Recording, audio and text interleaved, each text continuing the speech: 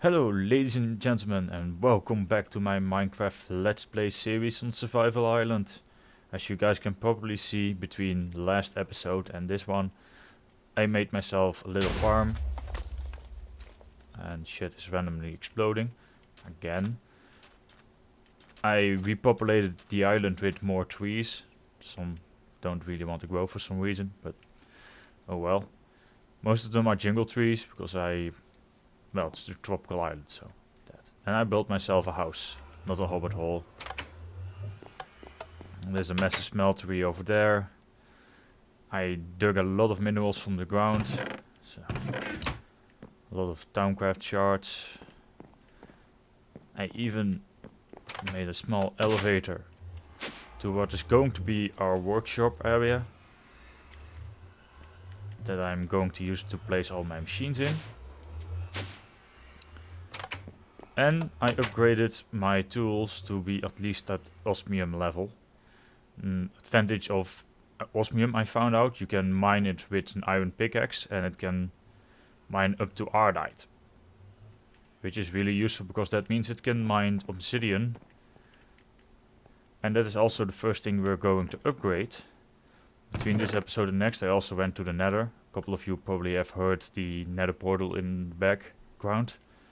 We're going to upgrade our pickaxe to be able to mine cobalt. And with ingredient tweaks that's really easy. You just place the pickaxe in the tool forge. Place the pickaxe head or the part that you want to replace in there. And tada! Suddenly you're able to dig.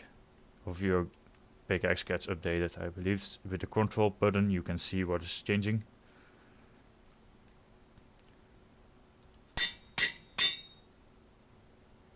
And yeah, ardite.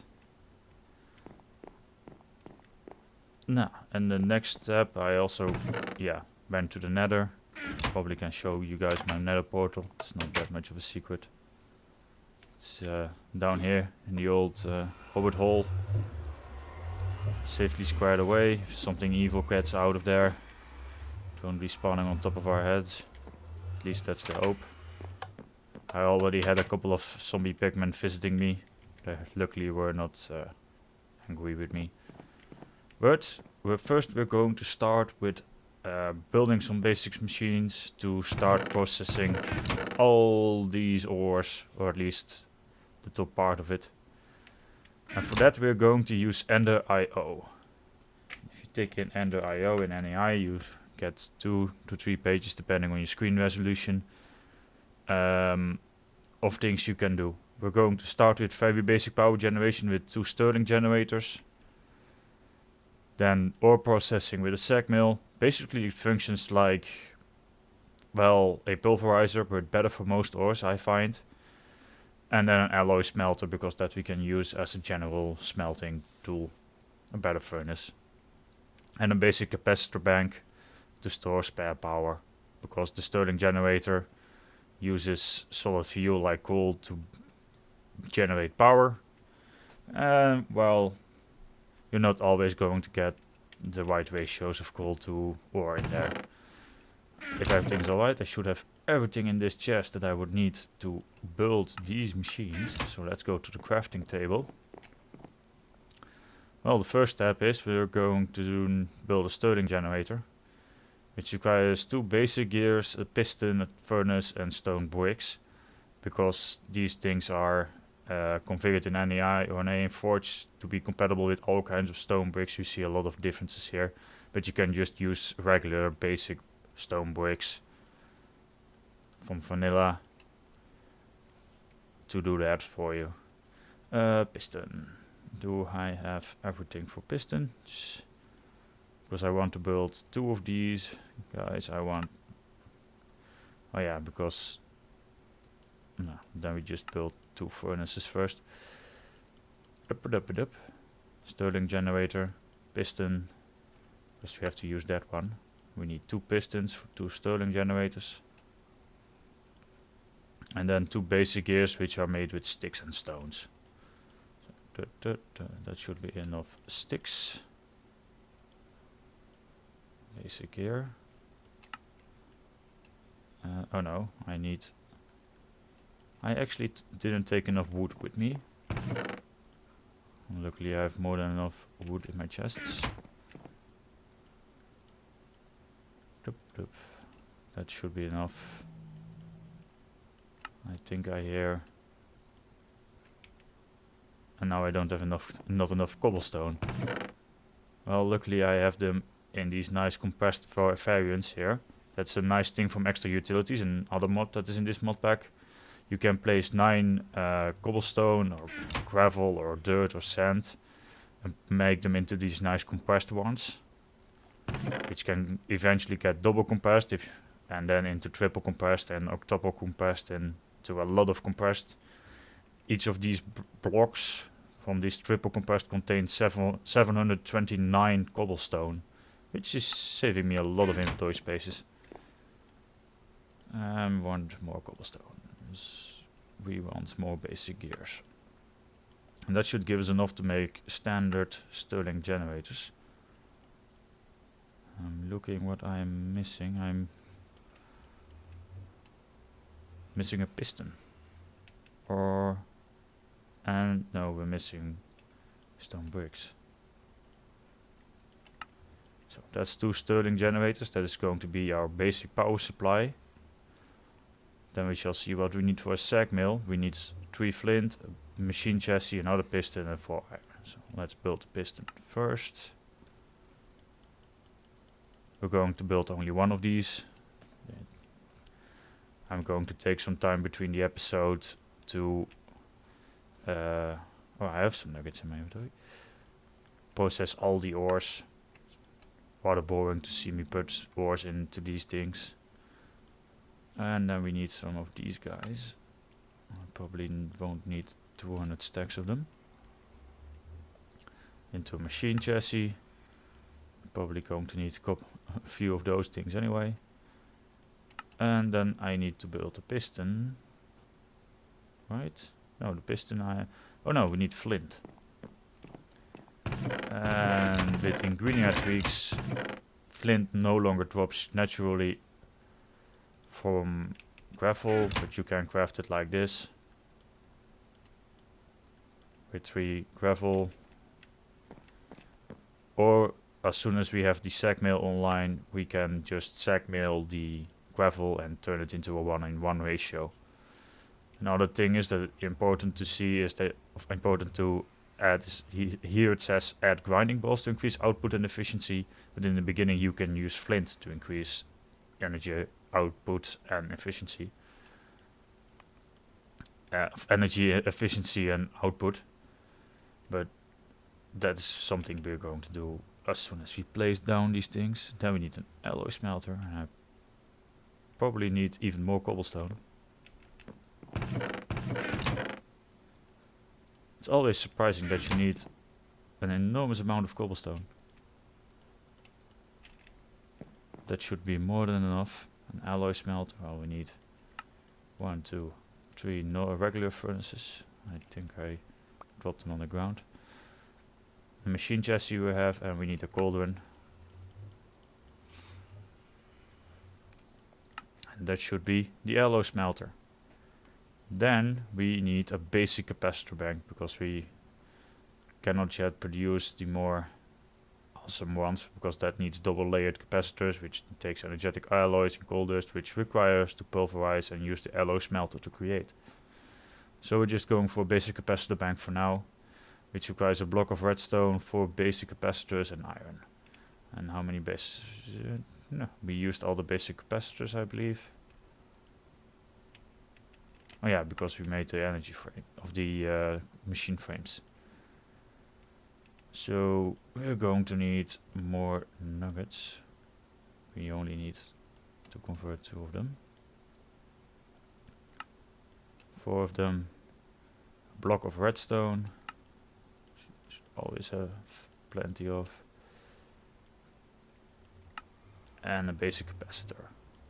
Now I'm going to stash the non-needed materials away for the moment.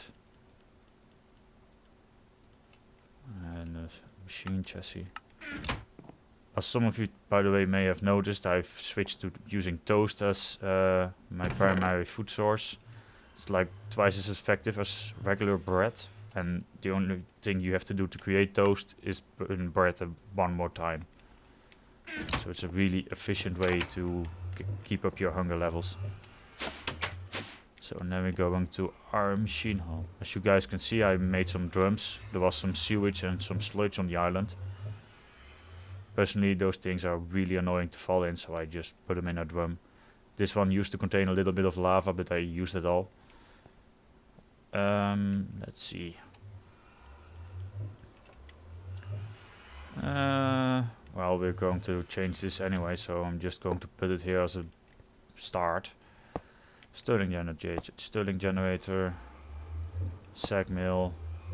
Now we can, in here we can change this. Automatically put those things in output.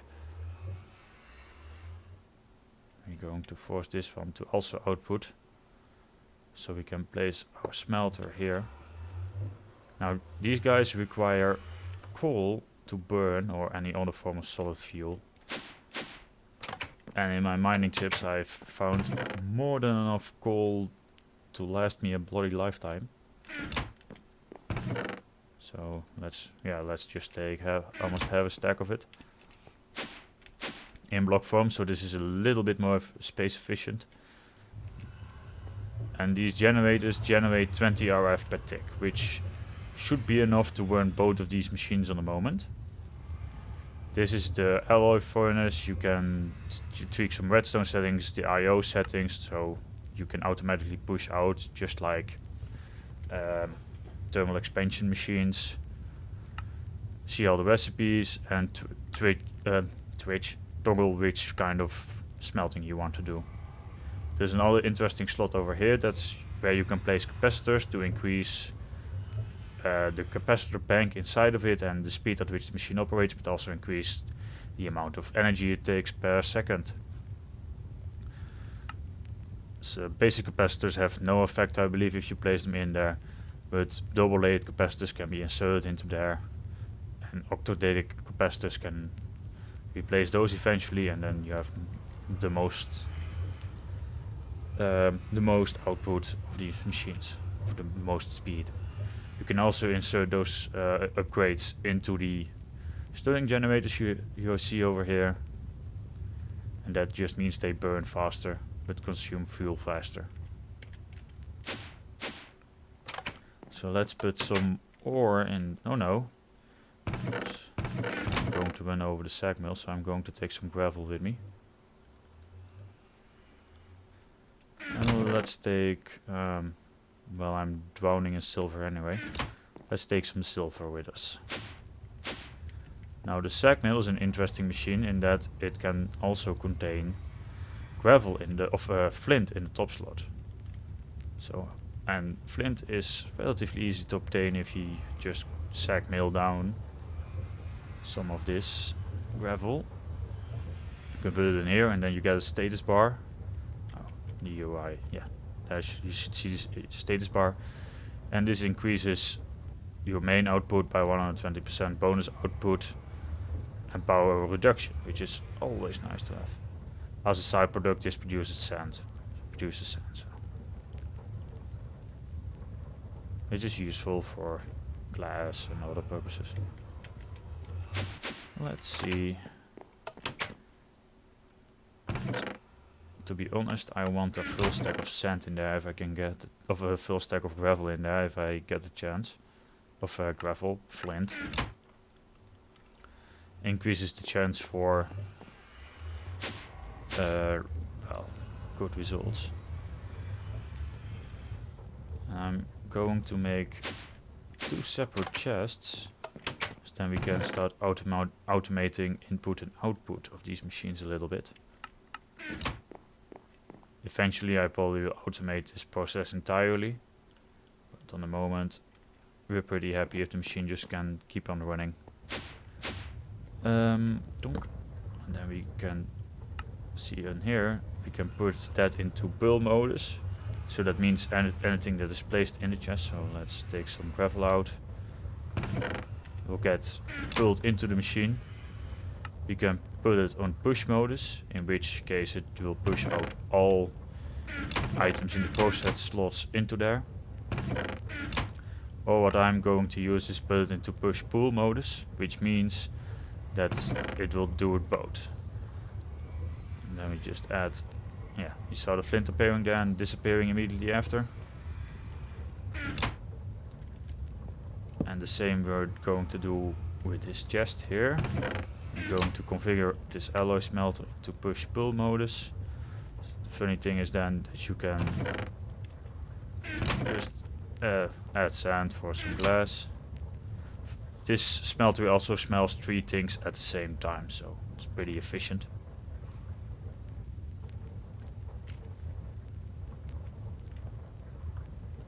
It's still burning.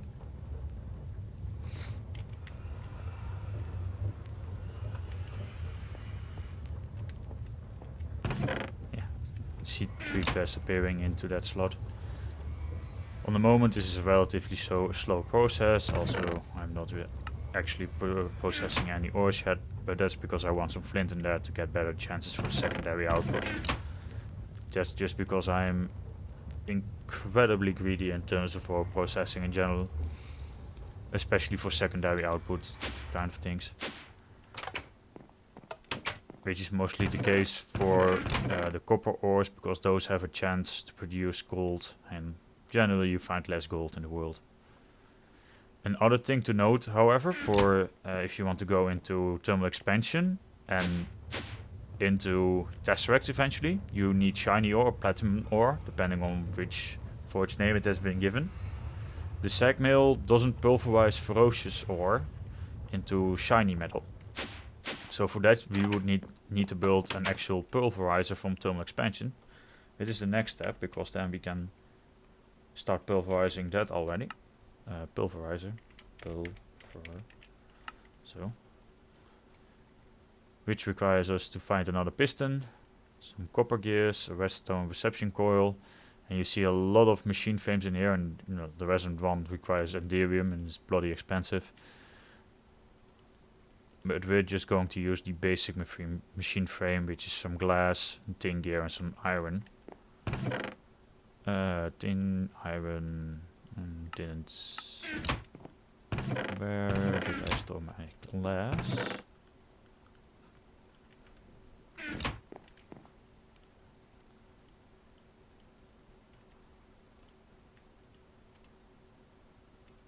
Oh yeah.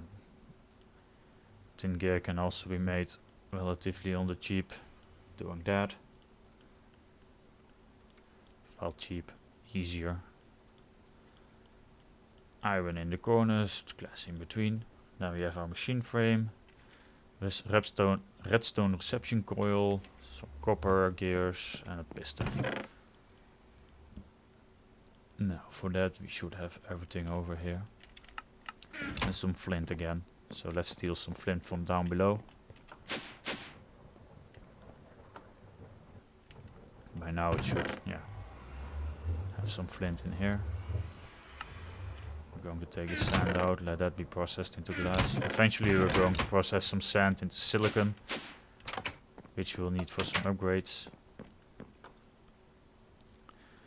Pulverizer, redstone reception coil, we only need 1. Piston, some copper gears, we need 2 of those. Now we're just going to store these items in here again. No point in carrying around all the extra stuff in case creepers blow it up. Now the problem is this: we have no longer any slot on the basic capacitor bank, so I'm just going to place it here. And also force these things to push in this direction. In the moment they no longer have any coal in them. So now we see a small increase in energy over there. Push some coal into here, so we can start filling up this energy buffer.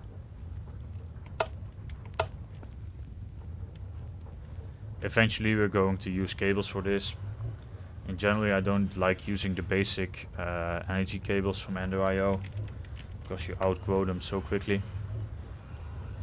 So let's see where they are. They should be somewhere here.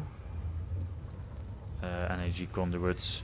These only take 640 RF per tick, which is plenty enough actually, but I like to use Ender energy conduits because, to be quite frank, I have plenty of ways to getting Ender pearls, and so I don't mind using them immediately for Ender conduits and just use those things exclusively, because we can, under the ground we can find Ender ore from artifice, and 4 of these stuff can be crafted into an Ender pearl. So yeah,